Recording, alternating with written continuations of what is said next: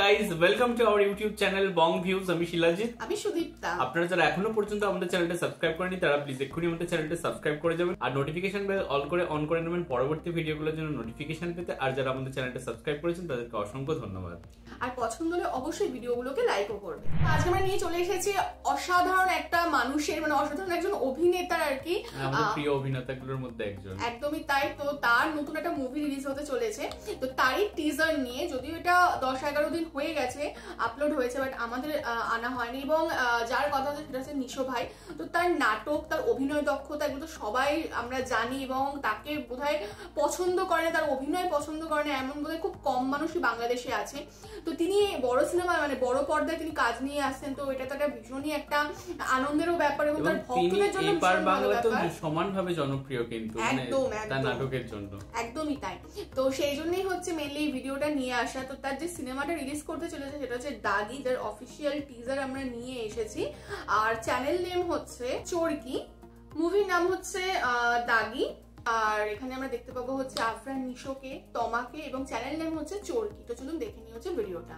আর ভিডিওটা যদি কপিরাইট ক্লেমের জন্য ব্লক হয়ে যায় তাহলে সম্পূর্ণ ভিডিওটা আপনারা আমাদের ফেসবুক বা ইনস্টাগ্রাম পেজে পেয়ে যাবেন। আর ফেসবুক বা ইনস্টাগ্রাম পেজের লিংক আপনারা আমাদের ডেসক্রিপশন বক্সে ফার্স্ট পিন কমেন্ট থেকে পেয়ে যাবেন। তাহলে চলুন সবাই মিলে ভিডিও দেখা শুরু করি। আব্বা আমাকে সবসময় বলতো, নিশান, জীবনের একটা লক্ষ্য খুঁজে বের কর।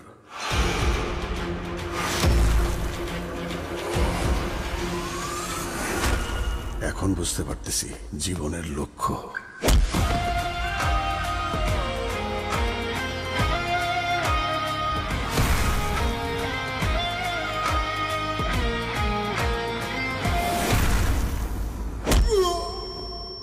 জেলের দাগ একবার যা লাগছে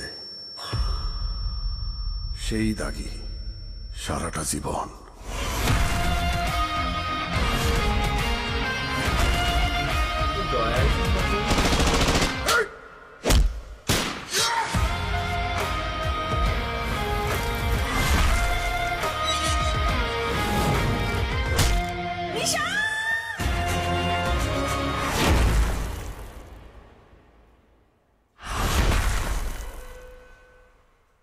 শেষ হয়ে গেল। খুবই সংক্ষিপ্ত ছিল স্বাভাবিকভাবে, যেহেতু টিজার ছিল, বাট ওই একটা মিনিটে কিন্তু ভীষণই জমজমাটি ছিল। এবং এটা যে পুরো একটা মানে অ্যাকশন মুভি বা কাইন্ড অফ থ্রিলার মুভি বা এরকমই কাইন্ড অফ লাগলো। আর হচ্ছে নিশোকে আবারও একটা মানে আমরা অ্যাকশন একটা, কারণ নাটকে সাধারণত আমরা তাকে মানে এরকম অ্যাকশনের ব্যাপারটা তো দেখা যায় না, মানে মাসি মুভিতে যেরকম দেখা যায়।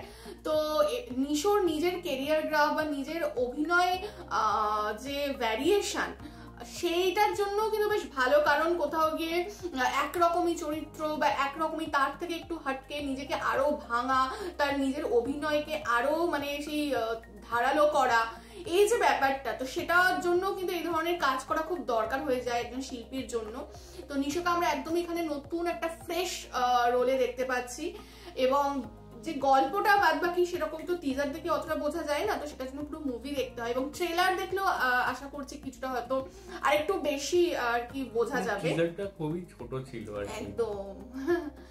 তো সেটাই আর কি, মানে টিজার দেখে খুব একটা বোঝার উপায় নেই, বাট হ্যাঁ বেশ জমজমাটি কিছু হতে চলেছে সেটা বোঝা গেল। এবং লাস্ট মুভিতেও আর কি দেখেছি যে তার যা অভিনয় বা তার যে যেরকম আর কি মানে স্ক্রিন প্রেজেন্স ছিল, তো সেটাও তো অনবদ্য ছিল তার নাটকগুলোর মতো। এবং তাকে নাটকেও দেখেছি যে তিনি খুব মানে নিজেকে ভাঙে এবং ভেঙে ভেঙে মানে এমন কিছু চরিত্র সিলেক্ট করে যেটা হয়তো অন্যান্য যে টপ নায়ক বা যারা আর কি মানে হিরো, মানে সো কল্ড হিরো, তারা হয়তো মানে করে না ওই ধরনের চরিত্র। বাট সে কিন্তু মানে আমরা শিল্পীটাই দেখেছিলাম, হ্যাঁ শিল্পীটাও দেখেছিলাম। আরো একটা দেখেছিলাম, আমি ঠিক নাটকটার নাম মনে করতে পারছি না, বাট সেটাও ভীষণ ভালো ছিল। আই থিঙ্ক এটা তৃতীয় লিঙ্গের ক্যারেক্টার আর কি তিনি প্রেজেন্ট করেছিলেন। তো এই ধরনের অনেক নাটক আমরা দেখেছি, তো যেটা আর কি ভীষণ তার অভিনয় দক্ষতার পরিচয় দিয়েছে। এবং তার আগের বারে প্রথম মুভি ছিল, তো সেটাতেও তিনি দুর্দান্ত কামাল দেখিয়েছেন। এবং আবার চলে এসছে দাগি, তো মানে এটাও খুব পাওয়ার প্যাক্ট আর কি পারফরমেন্স দেখা মনে হচ্ছে। এবং জেল বা এই ধরনের জিনিসগুলো না একটা সেই অ্যান্টি সোশ্যালদের জায়গা, এবং সেখানে দাঁড়িয়ে জেলের মধ্যে থেকেও অনেক ধরনের ঘটনা ঘটে যায়, বাস্তবিক লাইফেও ঘটে যায়। সেখান থেকে আর কি সিনেমার প্রতিচ্ছবি এটা কোথাও গিয়ে। তারপরে যে টান টান উত্তেজনাময় যে ঘটনাটা এগিয়ে যাচ্ছে, তো সেটাও আমরা এই মুভিতে দেখতে পাবো এবং এখানে আমরা তমা মির্জাকে দেখতে পেলাম এবং তার আই থিঙ্ক কোনো ওরকম কিছু আমরা রিয়াকশন দিয়েছিলাম কি আগে, আমার তো মনে পড়ছে না। হ্যাঁ, তো তাকেও আমরা প্রথমবার দেখলাম, আর বাদ বাকি কাউকে সেভাবে চিনতে পারলাম না।